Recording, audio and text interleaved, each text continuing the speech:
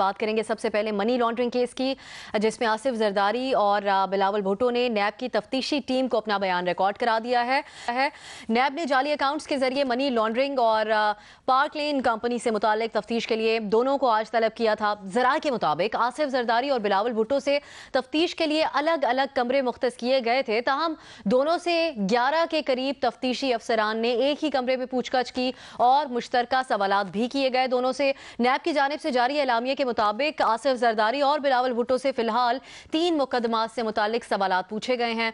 इस मौके पर पीपल्स पार्टी के जियालों ने नैब दफ्तर जाने की कोशिश की, जिस पर पुलिस की तरफ से कार्रवाई की गई और 150 से जायद कारकुनान को हिरासत में ले लिया गया। इस सारी सूरत हाल के दौरान बिलावल भुट्टो के तर्जुमान मुस्तफा नवाज खोकर पुलिस से उलझ पड़े और एक पुलिस अफसर को थप्पड़ भी रसीद कर दिया उन्होंने। जो ये मनाजिर इस वक्त आप अपने टीवी स्क्रीन पर देख सकते हैं, ये मुस्तफा नवाज खोकर वहां पर मौजूद पुलिस अफसर के साथ ये उन्होंने रवैया अपनाया। पेशी से मुतालिक मीडिया से गुफ्तगू करते हुए बिलावल भुट्टो ने यह कहा कि नैब में पेशी उनके लिए कोई नई बात नहीं है, जबकि बिलावल की हमशीरा भुट्टो ने भी इस पर अपना रद्द-ए-अमल दिया है और उन्होंने ये कहा कि ये हमारे खानदान की तीसरी नस्ल है जिसका जाली मुकदमात में ट्रायल किया जा रहा है। उन्होंने कहा कि इस हुकूमत और जियाउल हक की आमरीत में कोई फर्क नहीं है। इसी से मुतालिक गुफ्तगू करेंगे अपने पैनल से। सवाल इस तरह से है, केस आसिफ जरदारी और बिलावल से नैब हेडक्वार्टर में तफ्तीश, तीसरी नस्ल का जाली मुकदमों में ट्रायल हो रहा है बख्तावर भुट्टो। आपसे ये जानना चाहेंगे कि क्या बख्तावर भुट्टो का ये बयान दुरुस्त है? सबसे पहले हसन निसार साहब की तरफ जाएंगे। हसन साहब, क्या समझते हैं आप? देखिए, बहुत अफसोस, दुख और निदामत की बात है कि बख्तावर भुट्टो की ये बात जुज़वी तौर पे बिल्कुल दुरुस्त है। भुट्टो की फांसी को जुडिशल मर्डर कहती है दुनिया, ठीक है, खुद अदालतें उसका हवाला तस्लीम नहीं करती। सैफुर रहमान ने आसिफ जरदारी के पांव पे गिरकर रोते हुए माफियां मांगी, ठीक, इसमें कोई शक नहीं, ये तारीखी हकायक है, सामने की बात है। लेकिन तस्वीर का दूसरा रुख इससे भी ज्यादा गंदा, गलीज और भयानक है। अब पूछें वो क्या है? वो ये है कि बख्तावर की वालिदा मरहुमा ने उसी नवाज शरीफ के साथ मुका किया जिसका नाम मीसाक जमहूरियत रखा, और इसी साहबजादी या बख्तावर का भाई पिछले दिनों उसी नवाज शरीफ के साथ। ये नहीं होता, ये गिव एंड टेक, ले दे और को एग्जिस्ट करना और नो एग्जिस्ट करना, ये वो होता है सियासियात में, ये जराइम में नहीं होता।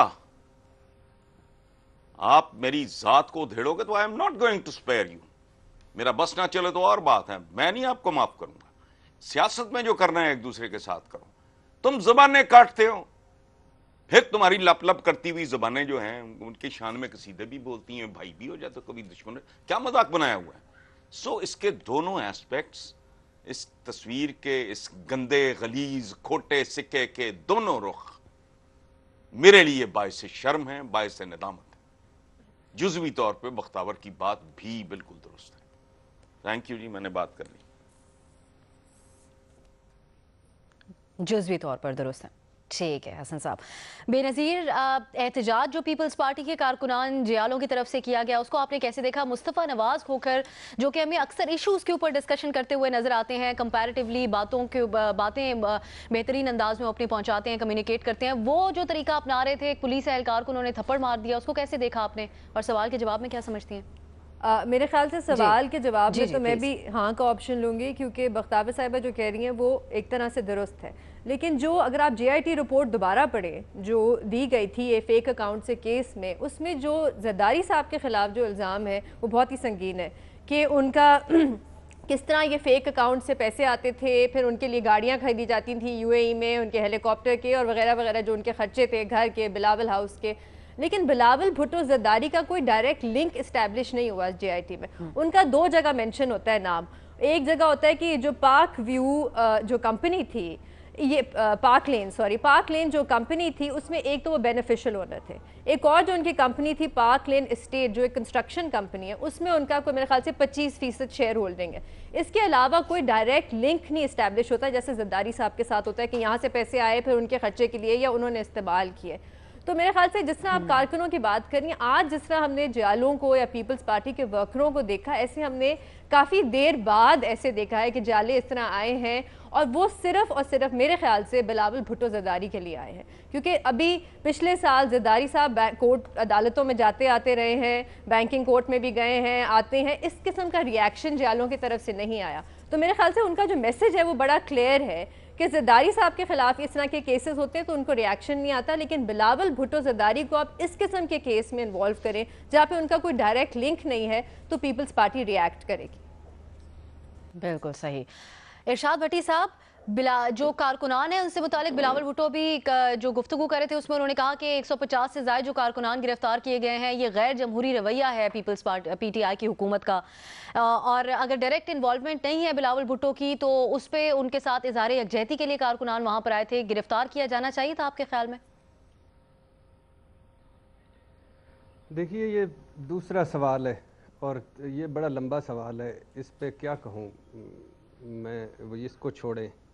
सवाल पे आते हैं। ये अब ये फैशन है, ये मनसूबाबंदी है, हमदर्दियाँ लेने का ढोंग है, मजलूमियत बटोरने का नाटक है या जालीपन है, जो भी है सरासर गलत है कि हर बात में भुट्टो साहब को घसीट के ले आना, अपने पलड़े में डाल देना। भुट्टो साहब के शख्सी तजादात अपनी जगह, इनकी पॉलिसियों से इख्तलाफात अपनी जगह, मगर वो करप्ट नहीं थे ना, और ना ही इनके कोई कट्टर मुखालफीन भी इन पर करप्शन का इल्ज़ाम लगा सके। तमाम तर खामियों के बावजूद भुट्टो साहब की पीपल्स पार्टी वो नहीं थी जो आज है। इनका जुडिशल मर्डर हुआ, ये भी सच है, लिहाजा इन्हें निकालें। रह गई बाकी दो नस्लें, तो सरे महल से नेकलेस तक, मिसाके जमहूरियत से मुशर्रफ मुलाकातों तक बहुत कुछ था जो इनडायरेक्ट और डायरेक्ट बीबी साहिबा कर गई, वो अब इस दुनिया में नहीं है। लिहाजा आ जाए मौजूदा नस्ल पर। पहली बात यह है कि बीबी के जाते ही हमें बीबी की पीपल्स पार्टी भी फौत हो गई थी। आज जरदारी पीपल्स पार्टी है। बीबी के नामजद करदा मुलजमों को जरदारी साहब ने शामिल इक़्तिदार किया, डीलें की, मुआहदे किए, और जब जब उनको जो अच्छा लगा वो किया। सदर बनकर इस्तिस्ना की छतरी तले केस ख़त्म कराए, कहीं रिकॉर्ड गायब तो कहीं गवाह गायब। साबिक़ चीफ जस्टिस को कहना पड़ा अब बरी नहीं हुए, टेक्निकल बुनियादों पर छूटे हैं।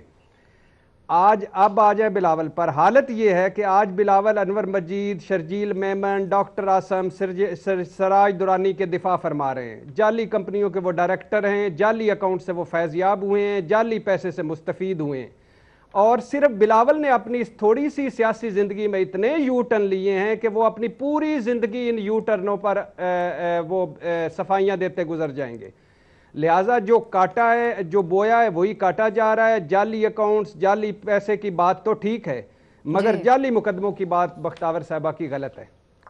सही, आप समझते हैं कि बात दुरुस्त नहीं है उनकी। बाबर सत्तार साहब, नैब के पास पेशी के मौके पर जो पीपल्स पार्टी के कारकुनान की तरफ से जो एहतजाज किया गया उसको किस तरह देखा आपने, और बख्तावर के बयान से मुतालिक क्या समझते हैं? देखिए, जवाब मेरा हाँ में है। कोई भी ये यकीन नहीं करेगा कि 1 साल का बच्चा जो है वो किसी कंपनीज के बनाने में, चलाने में और उसकी करप्शन में शामिल होगा। कोई पब्लिक ऑफिस नहीं होल्ड किया है बिलावल ने अभी तक। ये पहली दफ़ा वो पार्लियामेंट में इलेक्ट होके आए हैं कि वो स्टेट की कोई पावर एक्सरसाइज कर सकते हैं या कोई एबिलिटी है एज मेंबर ऑफ पार्लियामेंट। सो उनका डायरेक्टली लिंक तो किसी चीज़ से नहीं जुड़ता, लेकिन अब उनका मीडिया ट्रायल करना है, उनका नाम भी रगेदना है मिट्टी के अंदर, तो वो कैसे किया जाए? सो जरदारी साहब की वो कन्विक्ट हुए या नहीं हुए, एक परसेप्शन बनी हुई है करप्शन रिलेटेड 90s से, उनके ऊपर भी मुकदमे चले, वो जो भी उनका डिफेंस होगा, लेकिन एक पब्लिक परसेप्शन में उनका नाम अच्छी रेपुटेशन के साथ अफिलिएटेड नहीं है। वो एक लाइबिलिटी है पीपीपी के लिए भी और उन्हें एज अ लाइबिलिटी प्रेजेंट किया जा रहा है बिलावल भुट्टो के लिए भी, कि जब आप, यही बात असद उमर साहब ने भी कही कि जी ये जरदारी ने लगाए अपने नाम के साथ, तो एक जब आप उन्हें एक इंक्वायरी और इन्वेस्टिगेशन के लिए बुलाते हैं और इंसिस्ट करते हैं कि वो जरदारी साहब के साथ आए, तो आप उन्हें अफिलिएट करना चाहते हैं और फिर मीडिया ट्रायल चलाना चाहते हैं कि जी बाप कर रहा है, बेटे को कैसे नहीं पता होगा। अब इसकी लीगल लायबिलिटी तो नहीं बन सकती, क्योंकि एडल्ट्स हैं, अपने अपने कामों के लिए, अपने अपने एक्शंस के लिए जिम्मेदार हैं। लेकिन मीडिया के अंदर और एक पब्लिक परसेप्शन के अंदर वो आपने लिंक जोड़ना है कि जनाब ये उसके बेनिफिशियरी हैं, इन्हें भी पता होगा ये अफिलिएशन, अपने बाप के साथ अफिलिएशन की वजह से ही करप्ट हैं और इनके ऊपर हम ट्रायल करें। वो काम करने के लिए नैब ये सब कुछ कर रही है जो हमारे सामने है। उनका लिंक बनता है, बेनजीर ने जिस तरह एक्सप्लेन भी किया कि लिंक बनता है नहीं बनता जाली अकाउंट्स के साथ, लेकिन आप उन्हें इसके अंदर घसीटेंगे। और इसके ऊपर जो रेजिस्टेंस पीपीपी कर रही है बिल्कुल ठीक कर रही है, क्योंकि नैब बिल्कुल, हमने कई दफा इस प्रोग्राम में बात की है कि आप लोगों की वल्नरेबिलिटीज, या आप ऐसे लोग ढूंढते हैं इस मुल्क में सियासत करने के लिए जो वल्नरेबल हो, या लोगों की वल्नरेबिलिटीज ढूंढते हैं और उन्हें ब्लैकमेल करते हैं। और यहां पे एक नया पॉलिटिशियन है, उसकी पार्लियामेंट की स्पीचेस हो या अब उसकी लेटेस्ट जो मीडिया के साथ इंटरैक्शन है, प्रेस कॉन्फ्रेंसेस हैं, उसके अंदर पोटेंशियल नजर आ रहा है और वो चैलेंज कर रहा है कुछ ऐसी चीजों को जिसके ऊपर बहुत सारों को तकलीफ है। तो आप फिर क्या करेंगे उनके ऊपर? आप उनका ट्रायल चलाएंगे और हम चलाना शुरू कर रहे हैं अब। और सो बिल्कुल ठीक ये बात कर रहे हैं, उन्हें ब्लैकमेल करने की ये कोशिश की जा रही है और ये नैब काम पहले भी करती रही है और अभी भी कर रही है। सही बात कर रही हैं, ठीक। हाँ का ऑप्शन आप ले रहे हैं। न्यायी साहब, एक तो सवाल के जवाब में आप क्या समझते हैं, फिर मुस्तफ़ा नवाज खोखर साहब ने जो अंदाज अपनाया वहाँ पे उसको किस तरह देखा आपने? अब पीटीआई फवाद चौधरी साहब ये कह रहे हैं कि माजरत करे पीपल्स पार्टी, और पीपल्स पार्टी ये कह रही है कि इनका गैर जमहूरी रवैया है, हमारे कारकुनान को रिहा किया जाए।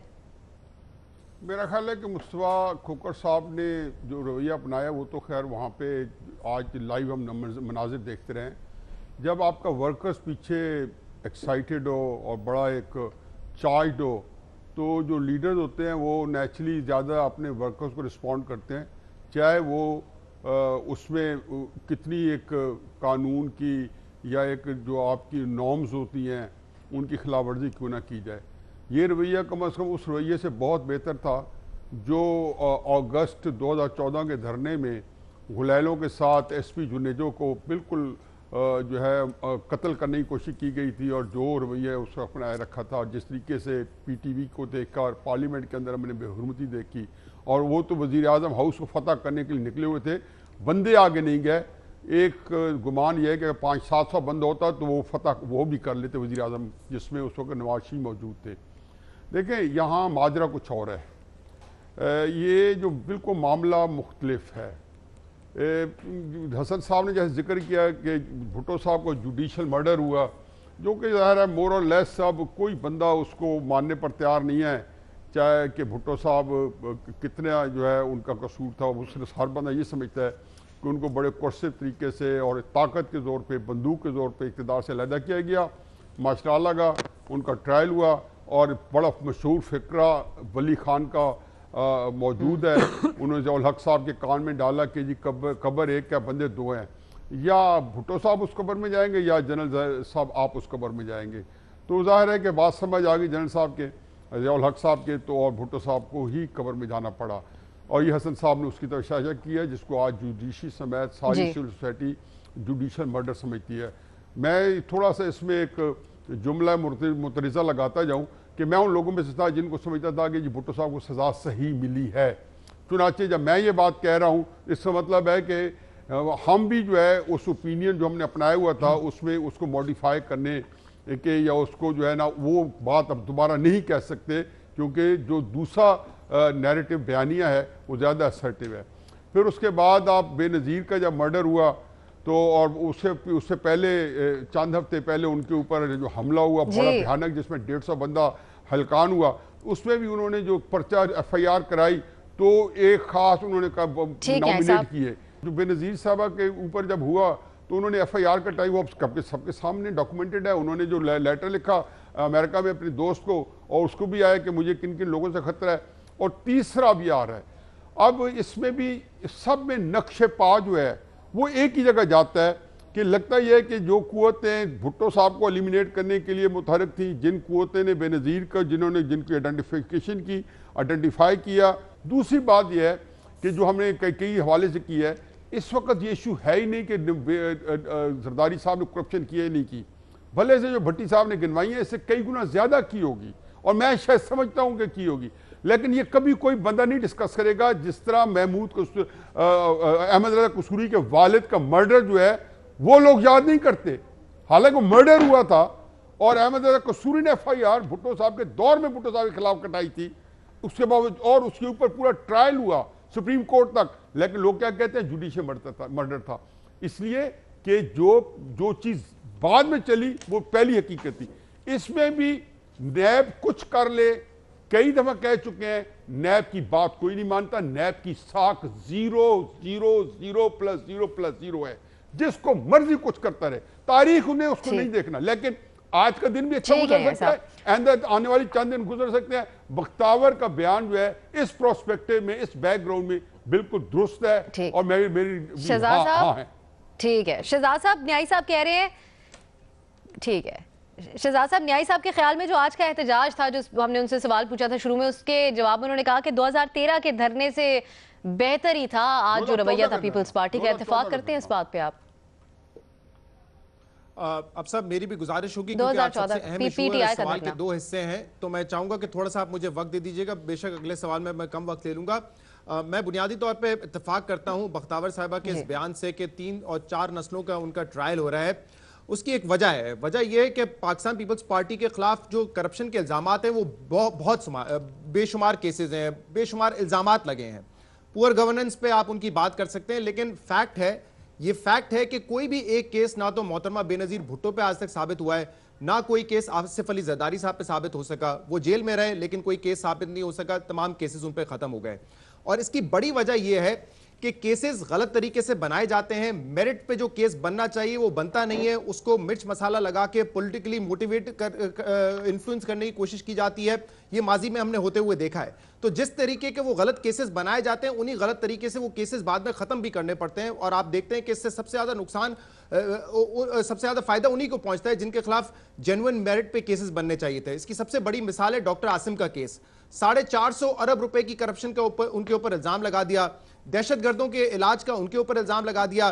बाद में हमने देखा कि वो सारे इल्जामात बेबुनियाद निकले, जिसकी वजह से अगर कोई जेन्युइन केस उन पर बनना भी था तो उसमें से भी हवा निकल जाती है। फिर तो गलत तरीके से केस बनता है, गलत तरीके से केस खत्म होता है। और इस दौरान हमें याद रखना चाहिए कि 8 साल परवेज मुशर्रफ का दौर था, एक डिक्टेटर का दौर था, उसमें भी कोई केस वो साबित नहीं कर सके, और बाद में परवेज मुशर्रफ साहब के साथ NRO हुआ जिसकी बुनियाद पर केसेस खत्म करने पड़े। उनमें से एक जो तगड़ा केस बन सकता था $60 मिलियन वाला, वो उसी NRO की वजह से बाद में टाइम बार्ड हो गया और वो केस आगे नहीं चल सका। तो इसीलिए मैं कह रहा हूं जो केसेस बनने चाहिए वो बनते नहीं है, गलत केसेस बनाते हैं, सियासी इन्फ्लुएंस करके केसेस बनाते हैं, बाद में उनको खत्म करना पड़ता है। और ये इसीलिए डिक्टेटर भी कोई आ जाए वो भी साबित नहीं कर सकता। लेकिन ये कह देना कि जो फेक अकाउंट का केस है ये मुकम्मल तौर पे गलत है, या पीपल्स पार्टी कभी ये कहे कि 18वीं तरमीम को खत्म करने की वजह से ये बनाया जा रहा है, या सदारती निजाम की वजह से बनाया जा रहा है, या फिर गवर्नर राज लगाने की कोशिश की जा रही है, या आज बिलावल साहब कह रहे थे कि हम तनकीद करते हैं इसलिए बनाया जा रहा है, इस तरह इसको केस को नहीं देखना चाहिए। मुझे भी लगता है कि बिलावल साहब के ऊपर ये केस कमजोर है, लेकिन जो फेक अकाउंट्स हैं वो रिकॉर्ड में आए हैं, किसी ना किसी के तो वो पैसे थे जो कि चाय वाले हो या कोई रेडी वाला हो, उसके अकाउंट से अगर 3 अरब रुपए निकले तो किसी ना किसी के तो वो अकाउंट्स थे, उसकी तहकीक मुकम्मल तौर पे होनी चाहिए।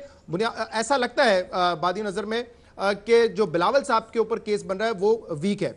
अच्छा, इसमें जो दूसरा हिस्सा है सवाल का, मुस्तफ़ा नवाज खोकर वाला, मैं थोड़ा सा सरप्राइज हुआ हूं क्योंकि मुस्तफ़ा नवाज खोकर साहब जो है वो हमेशा दलाइल से बात करते हैं, आपने भी इसका जिक्र किया अपने इंट्रोडक्शन में, तो मैं थोड़ा सा हैरान हुआ। पुलिस वाले को धक्का देना, थप्पड़ मारना, मेरे ख्याल से ये किसी लॉ मेकर को खास तौर पे बिल्कुल भी जेब नहीं देता है। ये बिल्कुल उसी तरीके से गलत है जैसे पीटीवी पर हमला किया गया था पैट के और पाकिस्तान तहरीक इंसाफ के लोगों की तरफ से, जिस तरह उस एसपी जुनेजो को मारा गया था, या जिस तरीके से इमरान खान ने पुलिस मोबाइल को इंटरवीन करके अपने लोगों को छुड़वाया था, वो भी गलत था। और आज जो मुस्तफ़ा नवाज खोकर साहब ने किया वो भी गलत है। देखें, आप इज़हारे यकजहती के लिए अपने लोगों को जरूर बुलाएं, लेकिन अगर सिक्योरिटी की वजह से पुलिस एक हद से आगे उनको नहीं जाने दे रही तो आपको पुलिस की जो भी इंस्ट्रक्शंस हैं उसको आपने पूरा करना है। आप ये नहीं कर सकते कि आप पुलिस को धक्का देके आगे जाने की कोशिश करेंगे, आप वहां पे जो वायर्स लगाए हुए बार्ड वायर्स उनको हटा के आगे जाने की कोशिश करेंगे। कानून को अपने हाथ में आप नहीं ले सकते। पहले हुआ था वो भी गलत है, आज हुआ वो भी गलत है, और मैं सरप्राइज हूं कि मुस्तफ़ा नवाज खोकर साहब ने ये किया।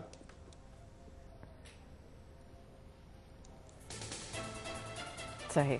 एहतजाज के दौरान जो रवैया अपनाया गया वो आपके ख्याल में दुरुस्त नहीं था, लेकिन बिलावल के खिलाफ जो केस है वो आपके ख्याल में कमजोर है। तारीख का हवाला दे रहे थे शहजाद साहब और कह रहे थे कि जो केसेस पीपल्स पार्टी पर बनाए जाते हैं, जहां मेरिट पर भी कोई केस बन सकता था, वो केसेस कमजोर बनाए जाते हैं, जिसमें बाद में जिनको खत्म करना पड़ता है। बहुत शुक्रिया आप सबका इस मामले पर गुफ्तगू करने के लिए। Watch your favorite Jio TV shows and programs anywhere, anytime, only on Sling TV. Enjoy the freedom of no long-term contract and free 8-day replay, making your favorite shows available for 8 days after they air. For more details, visit sling.com.